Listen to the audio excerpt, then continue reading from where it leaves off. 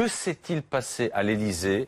L'Élysée et l'exécutif qui faisaient preuve d'une intransigeance et d'une fermeté sans faille. On est en train de vivre un tournant dans ce conflit et je peux vous dire que notre sondage de mardi soir a fait l'effet d'une douche froide. 70% des Français qui continuent à soutenir le mouvement malgré 2 morts, malgré 500 blessés, malgré toutes les images que l'on a vues. Et puis, deuxième sondage, ce matin, au Doxa, 82% des Français souhaitent qu'on renonce aux taxes. Alors renoncer aux taxes, c'est pas possible pour le gouvernement. En revanche, on peut les moduler. Par exemple.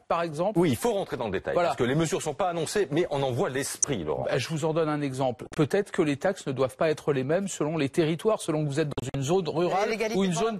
Eh bien, il y a une façon de contourner ça, figurez-vous. Supprimez la part régionale et demandez à l'État de la compenser auprès des régions. Vous enlevez les centimes d'euros sur le litre d'essence qui vont aux régions et l'État s'engage à les compenser. C'est tout bénéfice pour ceux qui vivent dans les zones rurales ou dans les zones périurbaines. Ça n'est qu'un exemple, oui. Mais ça veut dire qu'il y a des marges de manœuvre, il y a des possibilités, à une condition. D'accepter le principe de mettre de l'argent sur la table. Quand le gouvernement dit on va faire des mini-Grenelles par territoire, ça veut dire que l'on va adapter les mesures d'accompagnement de la transition au territoire. Et on a bien compris que dans les zones rurales, regardez qui manifeste, eh bien les demandes ne sont pas les mêmes que par exemple à Paris ou dans les grandes villes.